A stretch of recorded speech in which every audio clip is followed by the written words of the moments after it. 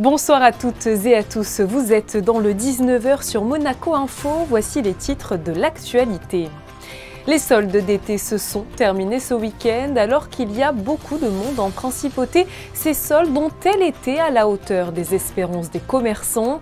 Alexandre Pasta, le président de l'Union des commerçants et artisans de Monaco, se fera l'écho des témoignages qu'il a reçus. Il sera sur notre antenne dans quelques instants. Régulièrement sur Monaco Info, nous vous faisons découvrir des métiers souvent méconnus mais qui sont indispensables dans notre vie quotidienne. Aujourd'hui, rencontre avec un agent portuaire.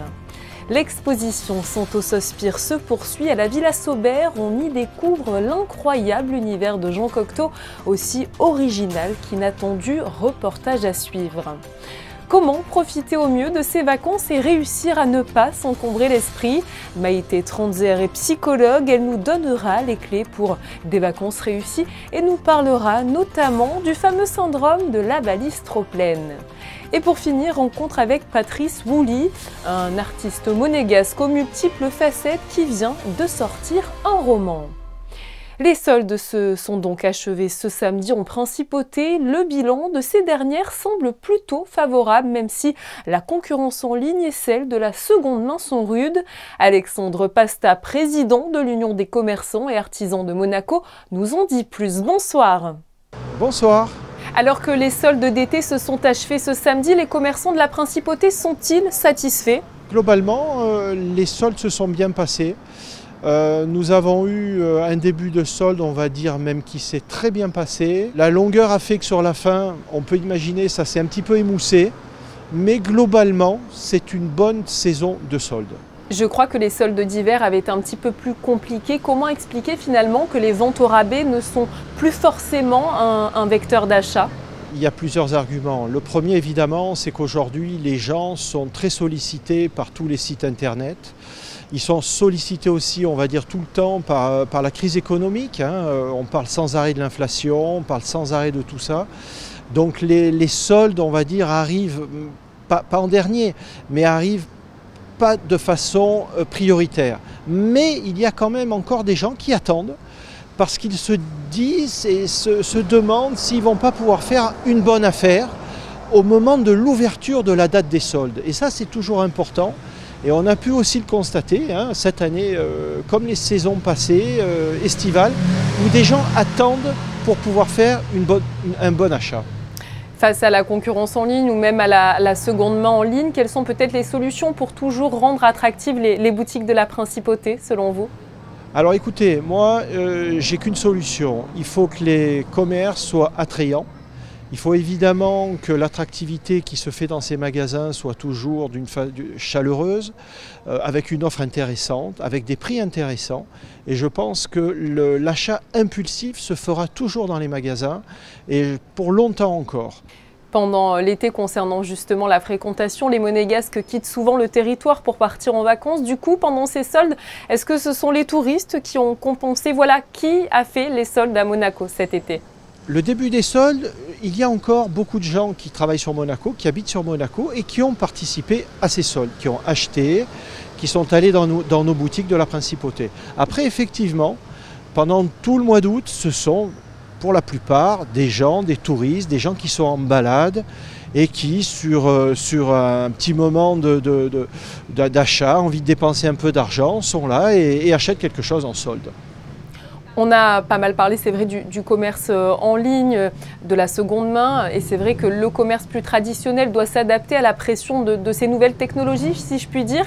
Mais ces dernières qui peuvent aussi se montrer indispensables pour le secteur, comme par exemple, je pense à Monaco, l'application Carlo, qui vous amène aussi beaucoup de monde. Carlo a été, depuis maintenant pas mal de temps, un point positif pour tous les commerces de la principauté. Nous avons engagé avec le gouvernement évidemment un partenariat qui a permis de maintenir Carlo et qui va le durer dans le temps, ça va vraiment se développer. Ça a été un plus, ça a permis à des gens qui peut-être voulaient aller dépenser en dehors de la principauté, de se dire ben non, j'ai du crédit sur ma carte Carlo, et ben je viens le redépenser en principauté.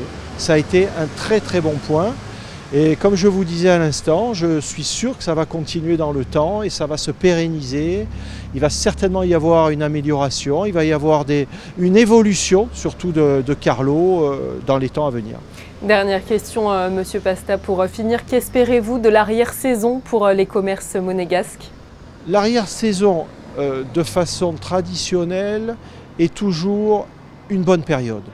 C'est une autre clientèle, il y a moins de monde, il y a des croisières qui viennent en principauté, qui viennent dépenser, qui viennent profiter du bon temps. Ce n'est pas la même classe d'âge, donc ça permet d'être tout à fait serein pour la période septembre, octobre, voire même maintenant jusqu'à novembre. Je suis très positif. Merci infiniment en tout cas Alexandre Pasta d'avoir fait à nos côtés le bilan des soldes estivales. Merci, à bientôt, bonsoir. Partons à présent à la découverte d'un métier hors norme. Nous avons suivi un agent portuaire durant ses différentes missions quotidiennes. Un reportage de Vanessa Dessy sur des images d'Olivier Bonello. Amené à travailler aussi bien sur la terre ferme qu'en mer, l'agent portuaire assure l'accueil des bateaux, mais il est également le garant de l'application du règlement et de son respect. Les journées commencent très tôt et sont rythmées par de nombreuses missions. Le matin, dès la prise de service, il y a l'ouverture des embarcations de service, c'est-à-dire nettoyage et mettre les clés sur les zodiacs. Ensuite, il y a une personne qui est dévolue au relevé, c'est-à-dire qui fait le tour du port avec une feuille de pointage. Il pointe tous les bateaux, voir s'il y a des absences, s'il y a des bateaux qui ont été rajoutés. Et vérifier aussi s'il n'y a pas de signe de pollution, si tout va bien au niveau des quais et au niveau des amarres des bateaux. Et après, le reste, c'est amarrage de bateaux et surveillance du plan d'eau. En haute saison, ce ne sont pas moins de 60 mouvements par jour à gérer dans le port de Monaco. Une vingtaine d'agents portuaires coordonnent avec précision ce balai incessant. La spécificité du port monégasque réside dans le fait que rien n'est vraiment figé. Les emplacements sont modulables. Notamment sur le quai de la piscine, on varie les tailles de bateaux. Et donc qui dit taille de bateau dit aussi largeur de bateau. Donc quand on positionne certains navires à une position, le lendemain c'est peut-être un plus petit ou un plus gros. Donc on est obligé de repositionner les navires suivant le cas. On appelle le poste de communication qui appelle le capitaine et qui nous envoie ses marins. C'est vrai qu'à Monaco, on a quand même un service de qualité où notamment on accueille les bateaux avec un zodiac, on leur tire les corps morts. Donc ça, généralement la clientèle est plutôt satisfaite. De temps en temps, la place ne convient pas forcément, alors on essaie de faire au mieux et si on n'y arrive pas, malheureusement, on n'y arrive pas. Mais généralement, la clientèle est satisfaite. Le métier d'agent portuaire est donc basé sur la polyvalence. Même si l'activité est quelque peu ralentie en saison hivernale, le port de Monaco continue de proposer un service haut de gamme, réputé comme l'un des meilleurs de la Côte d'Azur. Nous poursuivons ce journal avec une exposition qui est toujours à découvrir jusqu'au 15 octobre à la Villa Saubert. Son titre, Santo Sospir. Il s'agit d'une exposition photo de Mauro Restif concernant la villa entièrement repeinte et redécorée par Jean Cocteau dans les années 50. Visite guidée aux côtés de Frédéric Hélion et d'Alban Gingembre. C'est le fruit du travail de deux artistes qui ont eu la chance de vivre à deux époques différentes dans une mythique demeure. De 1950 à 1962, Jean Cocteau réside et décore intégralement la villa Santo Sospir à Saint-Jean-Cap-Ferrat. Plus de 55 ans après, l'artiste brésilien Mauro Restif y séjourne une semaine en 2018 et capte l'esprit des lieux avant la fermeture pour restauration. Voilà comment naît l'exposition Santo Sospir, un véritable dialogue entre une série de photographies de Mauro Restif et une sélection de dessins, peintures et tapisseries de Jean Cocteau. And it was an extremely rich experience to be in that house full of art, full of life, full of objects and traces, history. It was quite a privilege. It was, and I was completely taken by it and was able to photograph the house in different light situations, in different times of the day or night. Always being interested in how photography rereads things, you know. So in this case, how it's rereading art, especially Cocteau's work, and then like there is a way to transpose what's on the wall into a photographic surface and then to bring it to another context, like to take it again, like to a museum. L'exposition Santos Spire est à découvrir jusqu'au 15 octobre à la Villa Sauber. L'exposition Monet est l'un des grands succès de l'été au Grimaldi Forum. La barre des 70 000 entrées a été franchie ce week-end. Aujourd'hui encore en pleine semaine et après le long week-end du 15 août, il y avait beaucoup de visiteurs, tous enchantés par ce qu'ils ont vu. Olivier Bonello et Patricia Navarro les ont rencontrés. C'est beau, hein. Et puis le fait d'avoir réuni tous ces tableaux qui sont dispersés dans le monde entier et puis dans des collections privées, donc on se dit qu'on les reverra peut-être jamais, donc ça vaut vraiment le coup de se déplacer, hein. Franchement magnifique. Je ne suis pas un spécialiste de peinture, mais c'est effectivement impressionnant de voir toutes ces œuvres rassemblées dans un même lieu. Je suis Monet depuis longue date, depuis toute petite fille. J'ai découvert grâce à ma maman. Je suis également allée in situ à Giverny à l'époque où le musée était encore français. Je suis très impressionnée par cette magnifique exposition mise en valeur par la ville de Monaco, où il y a l'intégralité de son art, de son œuvre, de son histoire. J'ai trouvé qu'elle était intéressante, complète. J'ai bien aimé le fait qu'on a des époques différentes et puis chaque emplacement a un peu son atmosphère différente. On ne regrette vraiment pas, c'est magnifique. Moi j'avais envie de voir les tableaux de Bordighera, voilà, les tableaux du Cap Martin pour comparer avec ce que je vois dans la réalité. Sur le plan recherche, travail du commissaire, il y a des choses réellement merveilleuses. Personnellement, Monet, c'est un peintre que je connais depuis toute petite. Enfin, ma mère m'a fait découvrir la peinture à travers Monet, donc voir autant de classiques, voir autant de chefs-d'œuvre qu'on connaît par la photo, ouais, c'était très émouvant. Et puis voir cette période Riviera que je connaissais pas du tout, où les couleurs sont vraiment, moi qui me suis installée à Nice récemment, ouais, c'est vraiment l'ambiance, la manière dont je ressens le paysage. Donc ouais, une belle découverte, vraiment très très heureuse d'avoir vu tout ça. Intéressons-nous à présent à une autre exposition. Elle est présentée depuis début juillet au musée océanographique Paul Desmondes-Fragiles. Elle est organisée en partenariat avec l'Institut océanographique et la SNCF. Vous pourrez d'ailleurs la retrouver jusqu'au 5 novembre au musée océanographique et jusqu'au 31 août en gare de Cannes, Marseille, Nice et Paris, gare de Lyon. Son concepteur Greg Lecoeur est un photographe de renom niçois d'origine et artiste engagé de longue date. Derrière cette exposition, il souhaite éveiller les consciences autour du réchauffement climatique. Les on ne sait jamais ou au cas où, chaque vacances, certains emportent bien plus que le nécessaire dans leur valise. Ce comportement peut d'ailleurs en dire long sur une personnalité et les vacances peuvent aussi être polluées par ce que l'on emporte dans notre tête. Alors comment profiter au mieux de ces congés? La réponse avec Maïté Tranzer, psychologue. Bonsoir. Bonsoir. Alors, première question sur ce que l'on peut appeler le syndrome de la valise trop pleine. Qu'est-ce que cela révèle finalement sur la personnalité de toujours surcharger nos valises et d'avoir peur de manquer de quelque chose? Alors cela, on peut en dire long sur l'anxiété de la personne qui a tendance à vouloir anticiper en amont. Donc là, se pose la question de la temporalité. Où est-ce que je me situe? Plutôt dans l'instant présent, plutôt dans le passé ou plutôt dans le futur, à vouloir optimiser, anticiper, ne rien oublier. Et ça pose la question aussi de l'estime de soi. Quelle image je me renvoie par rapport à cette valise, soit trop pleine ou soit manquante. Enfin, il peut y avoir aussi la valise vide, trop vide. Justement, vous parlez de l'instant présent. Pour profiter de ces vacances, faut-il être absolument ancré sur le moment pour passer de bons congés? Alors c'est mieux effectivement de pouvoir lâcher prise, se centrer sur soi, se poser la question de ses besoins, de quoi j'ai besoin. Peut-être plutôt privilégier le j'ai envie plutôt que le il faut, qui peut être assez délétère. Donc là, vraiment se questionner sur vraiment qu'est-ce que les vacances vont pouvoir m'apporter. Est-ce que je vais avoir besoin de bien-être, de détente, de montagne, de mer?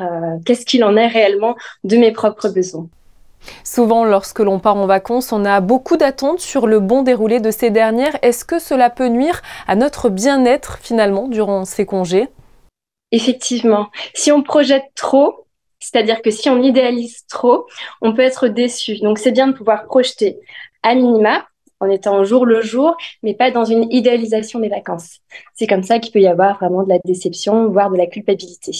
Vous parliez de se projeter pendant les vacances. Faut-il faire un programme ou un planning précis? Cela peut permettre de se détendre ou c'est clairement une erreur selon vous? Alors là, c'est une question de subjectivité. Pour certaines personnes, ça va les rassurer. Les personnes plutôt contrôlantes vont avoir besoin de se sécuriser en projetant, en planifiant. Mais pour d'autres personnes, au contraire, ça va complètement casser le côté lâcher prise. Donc là, il vaut mieux éviter. En fait, il faut vraiment essayer de se débarrasser des routines trop contraignantes et vraiment être dans l'instant, privilégier vraiment qu'est-ce qui nous fait du bien. Le plaisir. Plutôt le qualitatif plutôt que le quantitatif aussi. Selon votre œil de psychologue, on ne doit pas garder en vacances les mêmes habitudes. Je pense notamment aux heures de sommeil ou de repas. C'est le moment clairement de casser sa routine. Il faut pouvoir s'écouter. C'est vraiment le mot d'ordre.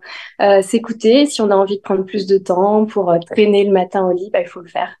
Vraiment, et sans culpabilité, encore, je reviens dessus, mais ça, c'est très important. Pour finir, quel est le grand conseil que vous donneriez pour que l'on puisse profiter au maximum de cette période de congé? Donc, c'est vraiment, je pense, se prioriser, s'écouter, bien identifier ses besoins, se centrer sur soi. Se centrer sur soi, c'est pas être égoïste, hein. C'est vraiment pouvoir réussir à se requinquer pour soi, mais aussi pour les autres. Vraiment s'écouter. Et vraiment le côté il faut, j'ai envie à bien distinguer. Se poser la question, est-ce qu'il faut ou est-ce que j'en ai envie? Et donc bannir plutôt le il faut et aller plutôt sur le j'ai envie, qui est beaucoup plus bénéfique. Merci beaucoup à vous Maïté Tranzère d'avoir été présente sur Monaco Info pour répondre à toutes nos questions pour finalement profiter au mieux de cette période de congé. Je vous en prie. Et pendant les vacances, beaucoup se munissent d'un bouquin pour les accompagner. Nous vous emmenons justement découvrir le dernier ouvrage de l'artiste monégasque aux multiples facettes, Patrice Wooly. Il jongle avec les terrains d'expression, BD, musique, cinéma. Il est ce que l'on appelle un touche-à-tout. Olivier Bonello et Patricia Navarro l'ont rencontré. Voici son portrait. Dans l'antre de Patrice Wooly, dans le quartier des Monéghetti, tout rappelle son âme d'artiste. Clavier, crayon, pinceau et d'innombrables ouvrages. Les bibliothèques y sont nombreuses et la bande dessinée très représentée. Je fais du dessin, je fais depuis tout petit, du dessin, je suis passé à l'écriture, j'étais décorateur, éclairagiste, et puis maintenant je me diversifie, j'ai fait des courts-métrages, j'essaie de préparer un long-métrage, voilà, oui, tous les arts sont frères, disait Voltaire, voilà, donc j'aime bien tâter à tout. Sa dernière production est un roman dont le titre est un jeu de mots qui laisse déjà deviner les tourments secrets du personnage principal. Dans Je t'aime, Patrice Wooly raconte le quotidien d'un violeur qui va tomber amoureux de l'une de ses victimes. Le récit est dur, souvent cru. Je me mets dans la peau d'un violeur, ça c'est l'avantage d'avoir fait du théâtre pendant 15 ans. J'ai un peu cette faculté, entre guillemets, de me mettre à la place des personnages, ce qui peut être assez fatigant et éprouvant. Parce que c'est pas évident de pouvoir écrire ça sans se poser la question, en gros, c'est moi qui ai écrit ça, quoi.